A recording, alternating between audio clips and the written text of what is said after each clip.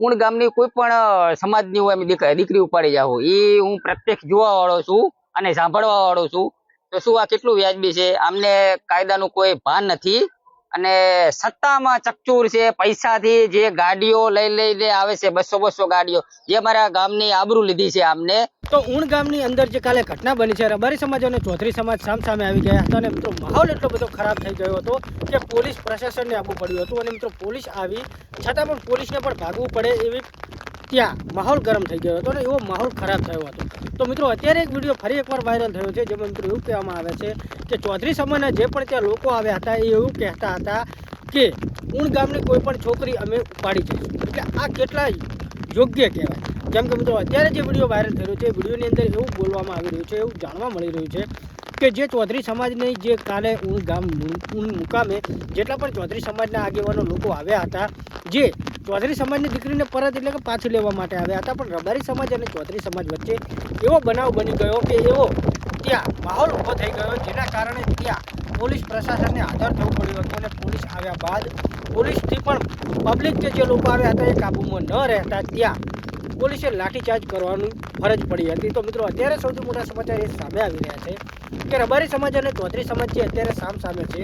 જે મિત્રો પહેલાં તો કિસ્સો આપણે જોવા જઈએ તો રબારી સમાજમાંથી ફેમસ સિંગર એટલે કે કિંજલબેન રબારી, જે ચૌધરી સમાજનો છોકરો હતો અશોકભાઈ ચૌધરી, એમની સાથે લવ મેરેજ કરવા, પ્રેમ લગ્ન કરવા માટે ઘર છોડ્યું હતું.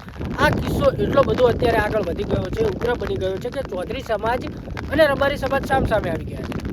તો મિત્રો અત્યારે સૌથી મોટા સમાચાર એ છે કે ઊણ ગામની અંદર જે ગઈકાલે જે કિસ્સો બન્યો છે, જે બનાવ બન્યો છે, ઘણી બધી ગાડીઓને પણ તોડફોડ કરવામાં આવી છે. તો મિત્રો આ બધું જે બની ગયું છે અને જે અત્યારે બની રહ્યું છે, આ ઉપર ઉગ્ર આક્રોશ જોવા મળી રહ્યો છે, જે રબારી સમાજ અને ચૌધરી સમાજ સામે છે.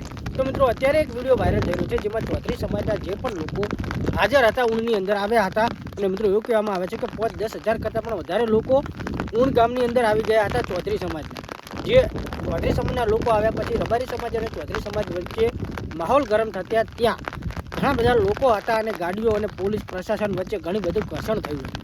તો મિત્રો અત્યારે જે વિડીયો વાયરલ થઈ રહ્યો છે, જે વિડીયોની અંદર ચોખ્ખે ચોખ્ખું એવું કહેવામાં આવી રહ્યું છે કે ઊણ ગામની અમે કોઈ પણ છોકરી ઉપાડી છે. કેમ કે મિત્રો જે રબારી સમાજની છોકરી ચૌધરી સમાજનો છોકરો લઈ ગયો હતો, લવ મેરેજ કર્યા કે ઘર છોડીને ભાગી હતી, ત્યારબાદ જે 2-2.5 વર્ષ પહેલાં જૂનો ચૌધરી સમાજની છોકરીને કોઈ રબારી સમાજનો છોકરો લઈ ગયો, તો એ છોકરીને પરત લેવા માટે આ બધું આંદોલન થઈ રહ્યું છે. તો શું મિત્રો અત્યારે જે વિડીયો વાયરલ થયો છે, આ વિડીયોની સચ્ચાઈ શું છે?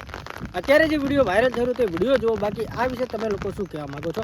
રબારી સમાજ અને ચૌધરી સમાજ જે અત્યારે ગુજરાતની અંદર જે આ વિવાદ ચાલી રહ્યો છે તે ઉગ્ર ને ઉગ્ર બની રહ્યો છે. બાકી મિત્રો ઠાકરસિંહ બાપુ એટલે કે ઠાકરસિંહ રબારી જે આગેવાન છે, એમને પણ બહુ મોટું એટલે કે દિલુભાઈ ચૌધરી જે ચૌધરી સમાજની અને મિત્રો એક એવા રિપોર્ટર છે, એમના ઉપર પણ અત્યારે આરોપો લગાવી રહ્યા છે કે તમે આ ભીડને ભડકાવવાનું કામ કરી રહ્યા છો. એ વિશે પણ દિલુભાઈ ચૌધરી કંઈક બોલ્યા છે. બાકી અત્યારે જે વિડીયો વાયરલ થયો